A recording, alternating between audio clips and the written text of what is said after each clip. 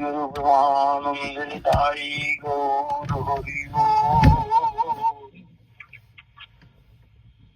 বন্দেহং শ্রীগুরু শ্রীযুতপথকমলং শ্রীগুরুং বৈষ্ণবাংশ্চ শ্রীরূপং সগ্রজাতং সহগণ রঘুনাথান্বিতং तं সজীবং তদ্বৈतं সবধূतं পরিজনসহিतं কৃষ্ণ চৈতন্য দেবং শ্রীরাধা কৃষ্ণ পদান সহগণ ললিতান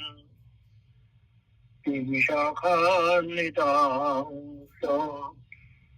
মূকং করোতি কৃপাবাচলং পঙ্গুং লঙ্ঘয়তি গিরিম যৎকৃপাতমহং বন্দে শ্রীগুরু দীনদানং নিত্যানন্দমহং বন্দে কর্ণিলম্বিত কুণ্ডলং চৈতন্যরূপেণ পবিত্রীকৃত ভূতলম আনন্দলীলাময় বিগ্রহায় হেমাব্জীব্য ছবি সুন্দরায় তস্मै প্রেমরসপদায় চৈতন্য চন্দ্রায় নমঃ।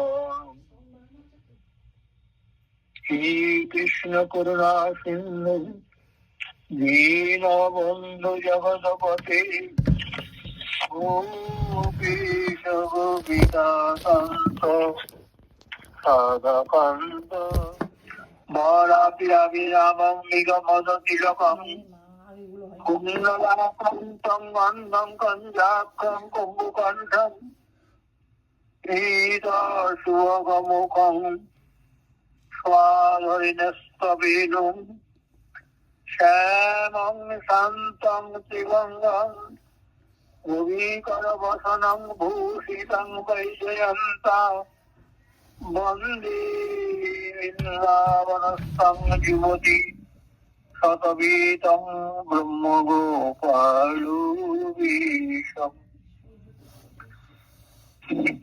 বাঞ্ছাকল্পতরুভ্যশ্চ কৃপা সিন্ধুভ্যৈব চ পতিতানানুপাপনভ্যো বৈষ্ণবেভ্যো নমো নমঃ। শ্রীমদ্ ভাগবতম দশম স্কন্ধ। আজ শ্রী গুরু কৃপায় আমেরিকাতে সনাতনের গৃহেতে আজ ভাগবত কথার আয়োজন করা হয়েছে। আজকে আমরা ভাগবত কথা আরম্ভ করছি। এই পৃথিবীর মধ্যে সর্বশ্রেষ্ঠ জায়গা তীর্থস্থান কোথায়, এটা ভাগবতে লেখা আছে। যত তীর্থস্থান আছে তাই বলছেন সেই ভগবান শ্রীকৃষ্ণচন্দ্র পুরাণ বিগ্রহ নিত্য সন্নিহিত হরি। তিনি মথুরা মন্ডলে আবির্ভূত হয়েছেন। এই মথুরা মন্ডলের কি এমন মহিমা যে তার সব জায়গা ছেড়ে এই মথুরা মন্ডলে আবির্ভূত হলেন। টিকাকার বললেন, আমিও জানি না এই মথুরা মন্ডলের মহিমার কথা, আমি বলে শেষ করতে পারবো না।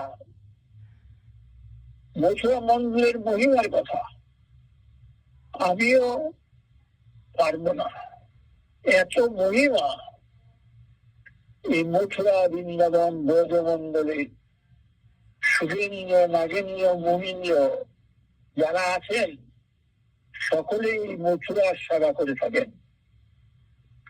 স্বয়ং ব্রহ্মা এই মথুরার উপাসনা করে থাকেন। স্বয়ং ব্রহ্মা পর্যন্ত কামনা করেন এই মথুরা মন্ডলে আমার যেন জন্ম হয়। তিনি তিন গুরুমূলতা যেন আমি জন্ম হয়ে জন্মাতে পারি। আমি আরো চাই যে আমি যেন শুধু কৃষ্ণচন্দ্র কামনা করি তা নয়, বলছেন স্বয়ং ব্রহ্মা পর্যন্ত প্রার্থনা করেন আমার সেই জন্ম সার্থক হবে, এই বৃন্দাবনে যেন আমি পাথর হয়ে জন্মাতে পারি। এই বৃন্দাবনে যারা ঝাড়ু দেয় তাদের ঘরের দরজার সামনে পাথর হব। বলে কেন? আমার তো আর ব্রজবাস হলো না, বৃন্দাবনে যাওয়া হলো না, ব্রজবাসী হতে পারলাম না। আমার তো ব্রজবাসীর আনুগত্য ভজন হলো না। ব্রজে যদি ওদের ঘরে আমার পাথর হয়ে জন্মাতে পারি তবে কি হবে বলতো? ওরা সারাদিন ব্রজের পথ ঝাড় দিয়ে বিকালে ঘরে ফিরে ঝাড়ুটা যখন ঝাড়ুটা ধোবে তো আমার উপর ঝাড়ুটা রেখে ধোবে, মানে আমার পাথরটার উপরে রাখবে।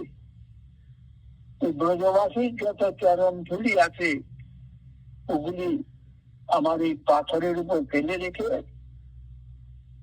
আমার পাথরের উপর ফেলে যখন রাখবে আর ধোবে যখন, তখন আমার সাধনা অভিষিক্ত হবে।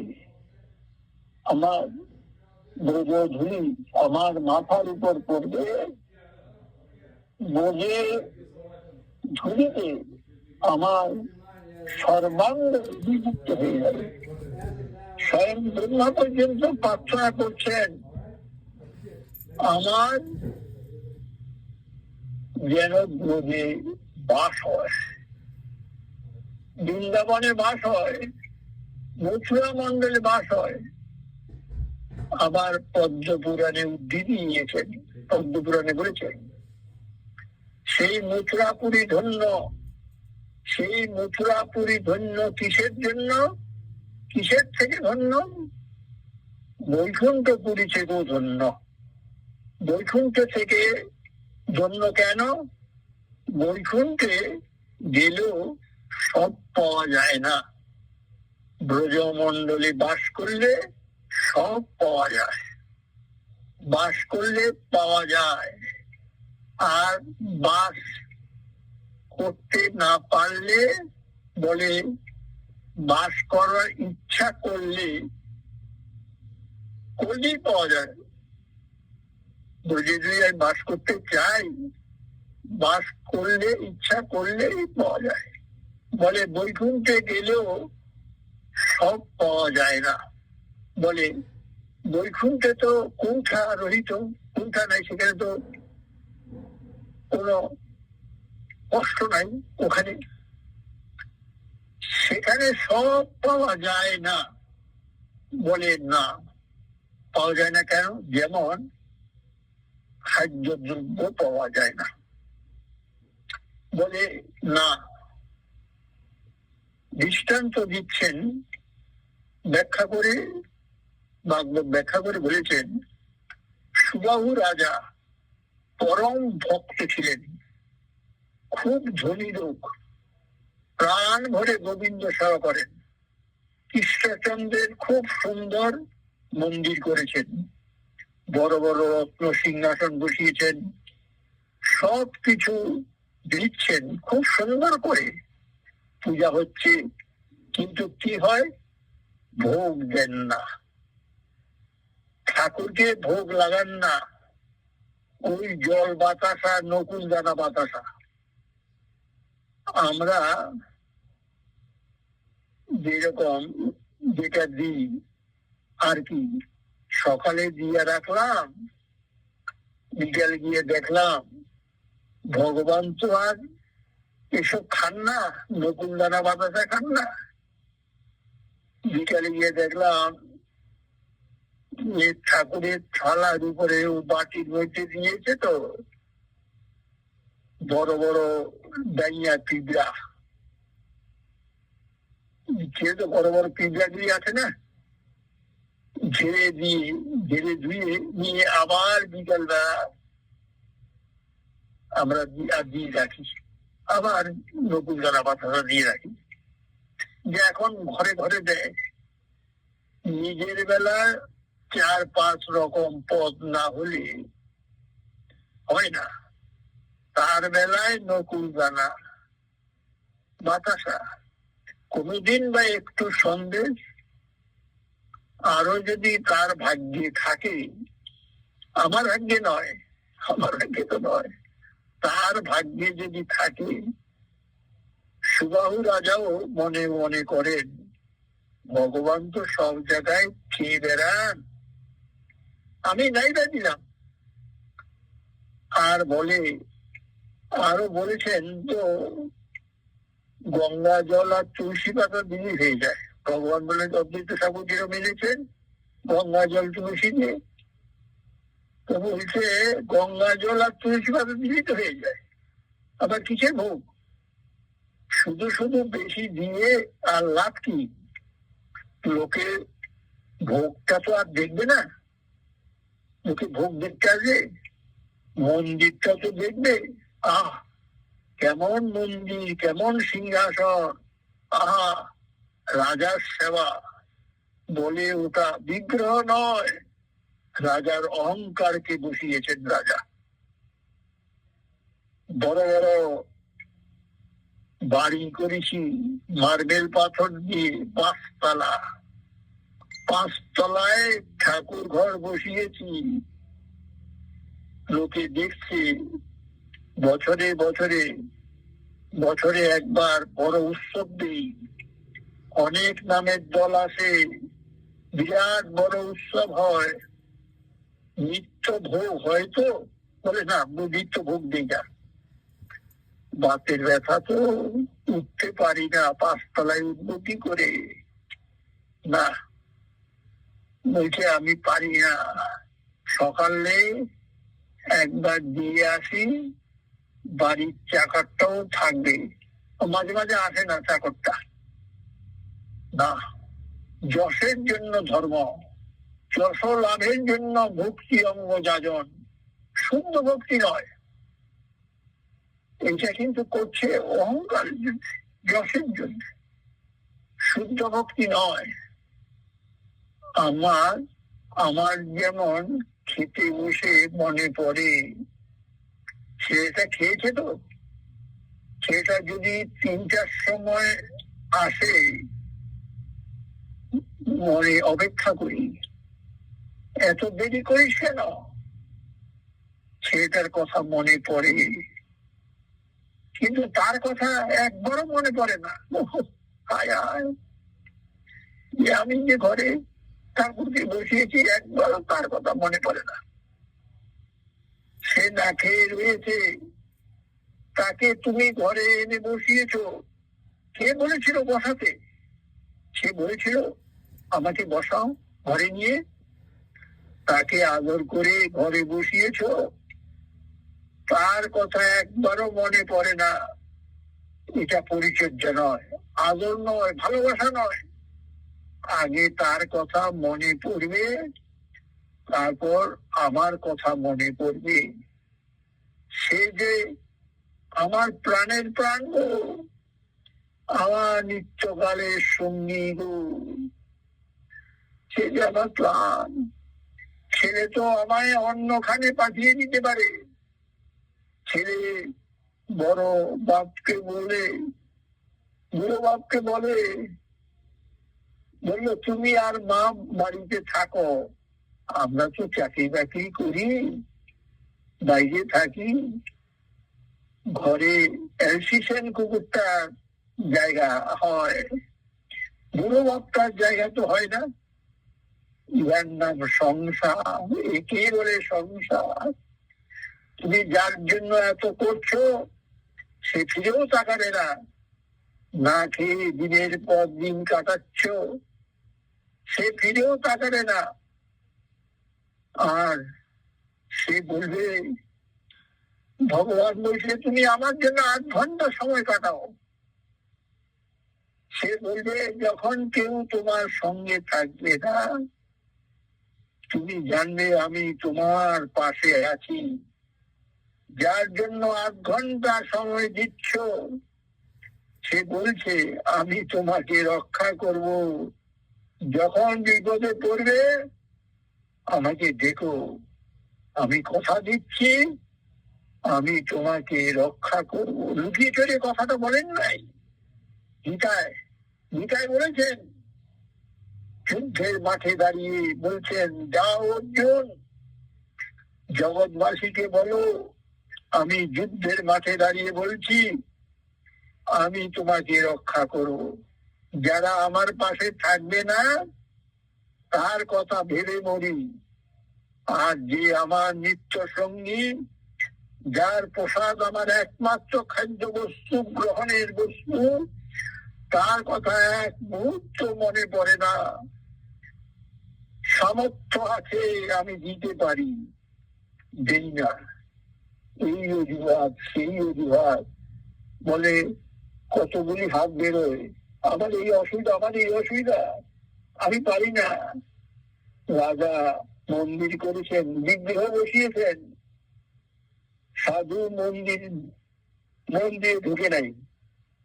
যেরকম আমাদের দাঁড়িয়ে বাবা রাস্তায় দাঁড়িয়ে কীর্তন করছেন, সুবাহু রাজা বলছেন, রাজা জিজ্ঞাসা করছেন, সাধু তুমি রাস্তায় কেন, মন্দিরে যাও। সাধু বললেন, মন্দিরের দেব নাই, দেবতা নাই, খুব রাজা এগিয়ে গেছেন, মন্দিরে দেব নাই, নাস্তিকের মতো কথা কও। রত্ন সিংহাসন পরে রতন বিগ্রহ, পুণ্য তাহা, আমি এত সুন্দর মন্দির করেছি, এত লাখ লাখ টাকা খরচ করে রত্ন সিংহাসন বসিয়েছি, এত টাকা খরচ করে বিগ্রহ বসিয়েছি, দেবতা নাই, এটা কি বলছো? হাসছেন সাধু, বলছেন পূর্ণ রাও দম্ভে পূর্ণ, আপনাকে স্থাপিত করিয়েছ, আপনাকে বসিয়েছ, জগতের দেবতা নয়, জগতের দেবতাকে তুমি বসাও নাই, জগতে নিজের প্রতিষ্ঠার জন্য মুক্তি বসিয়েছ, দেবতারে ভালোবেসে বসাও নাই, পানের ঠাকুরকে বসাও নাই। তাহলে তাকে দিয়ে প্রসাদ পেতে আগে তার জন্য ভোগের রান্না হবে, তবে ভোগের প্রসাদ পাবো। তার প্রসাদ না হলে তো যে মায়াকে জয় করতে পারবো না। দ্রুত মায়া ইহারে করিয়া জয় ছাড়ানো না যায়, প্রসাদ না খেলে মায়া যাবে না। এই যত বাসনা সব থেকে যাবে প্রসাদে। প্রসাদে সব দুঃখানস্য প্রজায়তে, প্রসাদ খেলে সব দুঃখ চলে যাবে।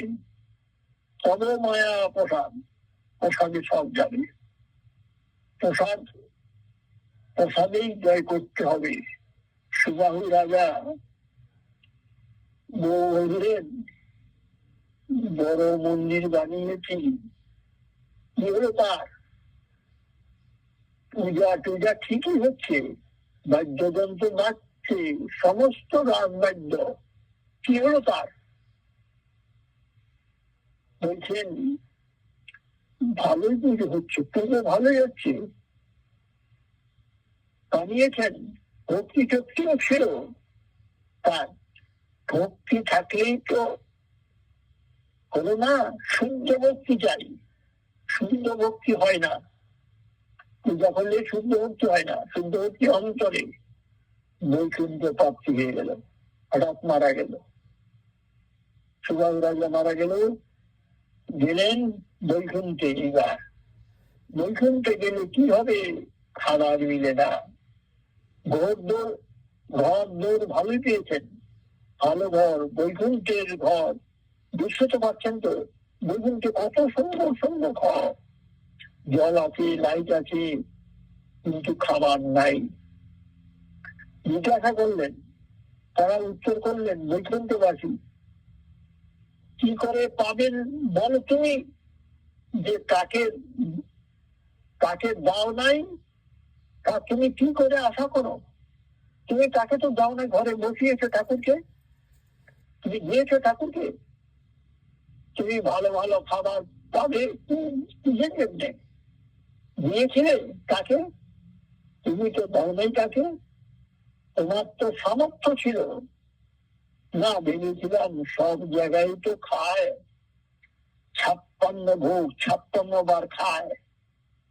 ওই যে খায় না জগন্নাথ পুরীতে, 56 বার খায়। কত কত আর খাবে পেটে ধরে,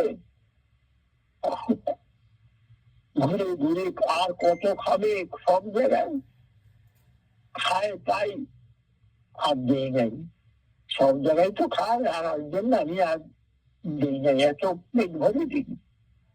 এইটুকু পেটে এত জোর কত বাড়িতে খায়, সব জায়গায় খেলেও সে তো তোমারই না, সেটা কি ভেবেছিলে? সে তোমার জন্য অপেক্ষা করে বসে আছে, সেব্য অপেক্ষা করে, সাধক কখন নিজের হাতে সেবা দেবী, ভোগ দেবী, ঘরে বিগ্রহ বসে দেখছে কখন আমাকে খাবার দেবে। তাই মালিক দাও নাই তো, কৃপণতা করেছিল, ক্ষুধায় প্রাণ যায়, পাগল পাগল হয়ে গেলে খিদায়। হায় হায়, এই কি হলো, কিছু তো একটা ব্যবস্থা করো, বড় ক্ষুধা, পাগল হয়ে গেছে। বলে একটা জিনিস খেতে পারো। বলে কি খাবার? বলে যে মৃত দেহটা ফেলে এসেছিলেন, সেই মৃত দেহটা খুবলে খুবলে খাও, যাও যে গঙ্গার পাড়ে রেখে তোমার আত্মাটা বেরিয়ে আসলো এই বৈকুণ্ঠে। সুবাউ রাজা রোজ আসেন, স্বামী স্ত্রী মৃত দেহ খুবলে খুবলে খান, ফিরে যান, আবার ফিরে যান উপরে, আবার আসেন, মৃতদেহ গ্রহণ করেন, আবার ফিরে যান। এমনি ভাবে কতদিন চলে। হায় হায়, কি হবে উপায়, কি হবে উপায়? মৃতদেহ গঙ্গার পাড়ে রাখা হয়েছে, প্রতিদিন আসেন, ওই গঙ্গায় স্নান করেন এক সাধু, তার নাম হল পিঞ্জক, তার নাম। স্নান করেন আর দেখেন দুইজন উপর থেকে নেমে আসেন, মৃতদেহ ভক্ষণ করেন আর ফিরে যান। ওই সাধুটা দেখছেন রোজ, আবার আসেন, আবার ফিরে যান, প্রতিদিন দেখেন। সাধু তো দয়াত্ম, সাধু চিত্ত সরল, পরে দুঃখ দেখতে পারেন না।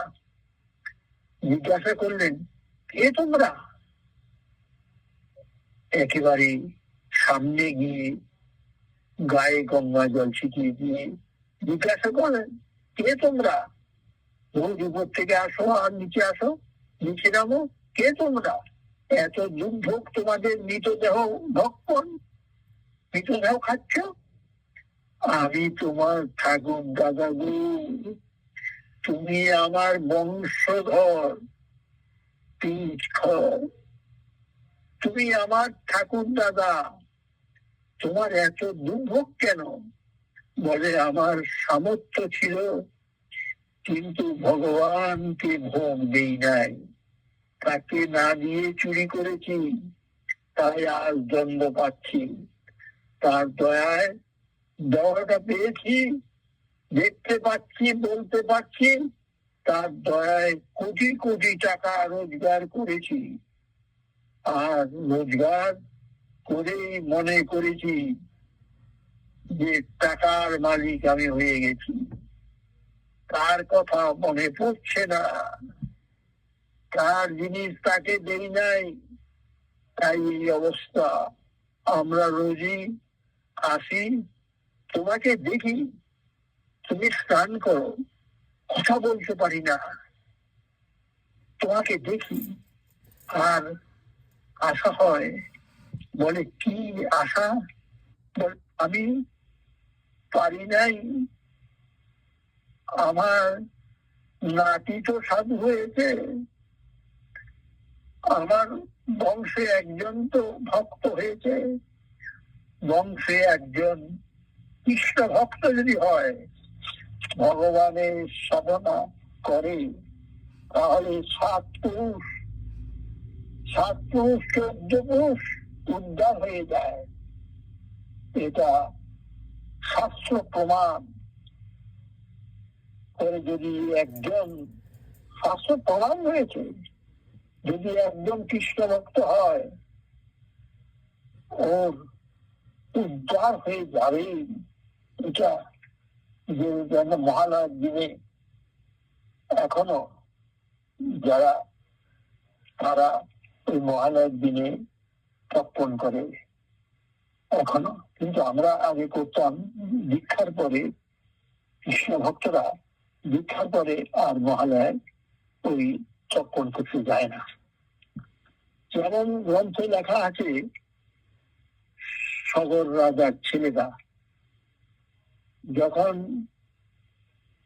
পড়ে বলল কপিল মুনির অভিশাপে ওই গঙ্গাসাগরে 60,000 ঋষিরা, ছেলেরা মারা গেল না, এরপরে কয়েক পুরুষ চলে গেল, উদ্ধার পায়নি তারা। সগর রাজার উদ্ধার পায়নি যতক্ষণ না ভক্ত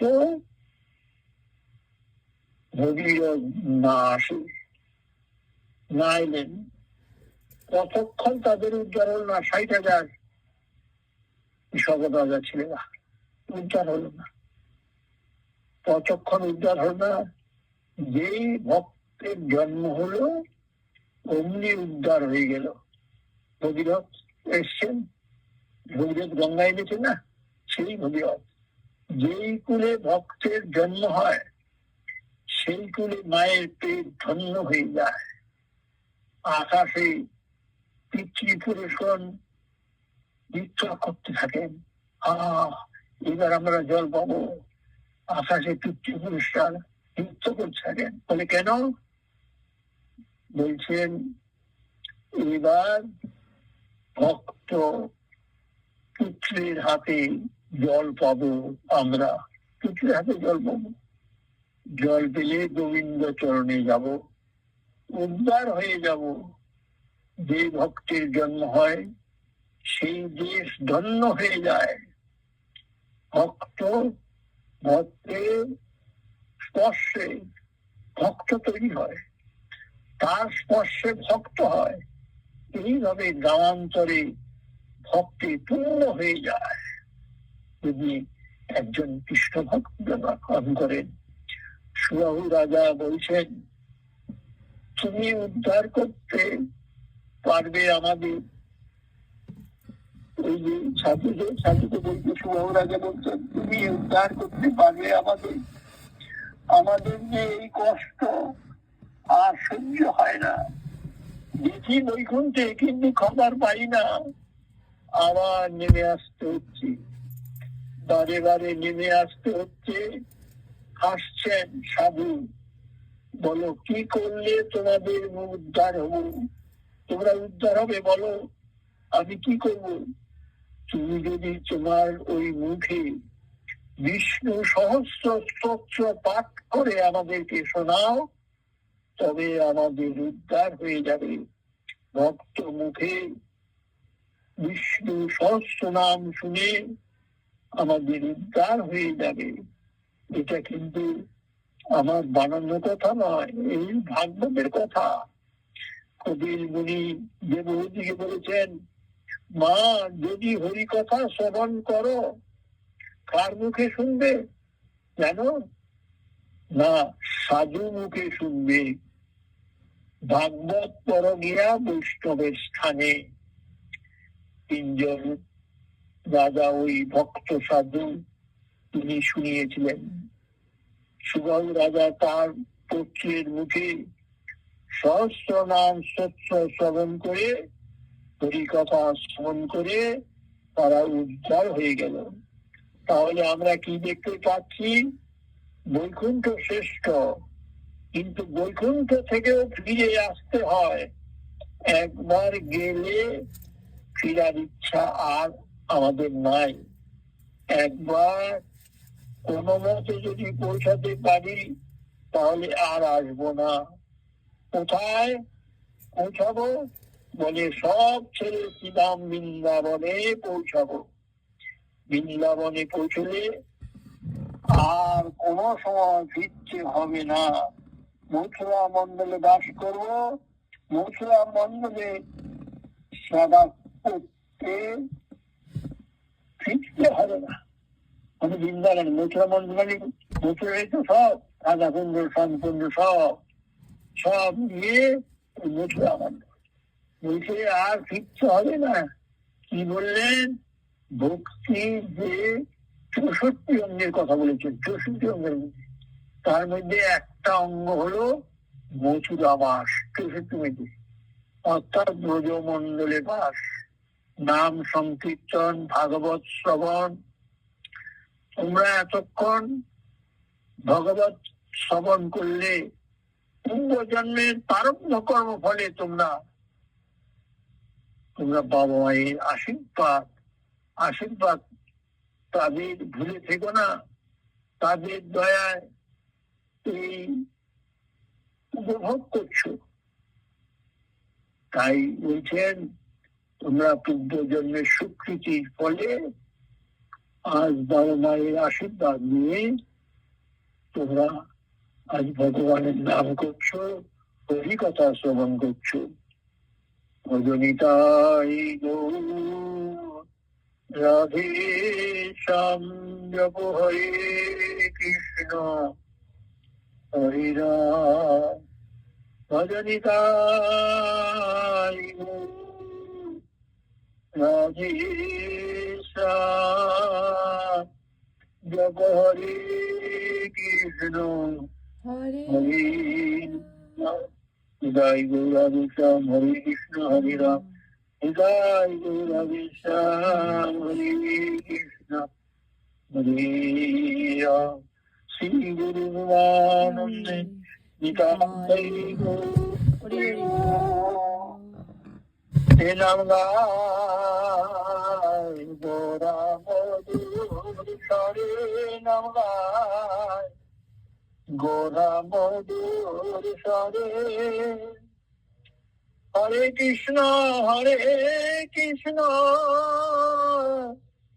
কৃষ্ণ কৃষ্ণ হরে হরে হরে রাম রাম রাম হরে হরে। গোরা মধুর স্বরে মায়া জলে বদ্ধ হয়ে আছো মিছে কাজ নয়ে। মায়া জলে বদ্ধ হয়ে আছো মিছে কাজ নয়ে। এখনো চেতন পে রাধা মাধব নাম করে। এখনো চেতন পে রাধা মাধব নাম করে। গোরা মধুর স্বরে নাম গায় গোরা মধুর স্বরে।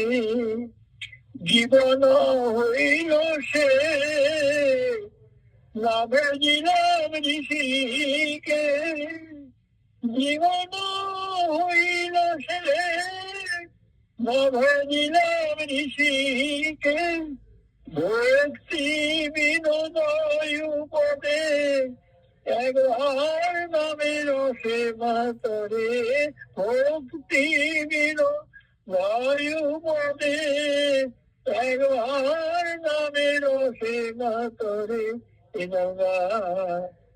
গোরা মধুর স্বরে নাম গায় গোরা মধুর স্বরে। নিতাই গৌরাধে শ্যাম জপ হরে কৃষ্ণ হরে রাম। নিতাই গৌর রাধে শ্যাম জপ হরে কৃষ্ণ হরে রাম নিতাই গৌর রাধে শ্যাম।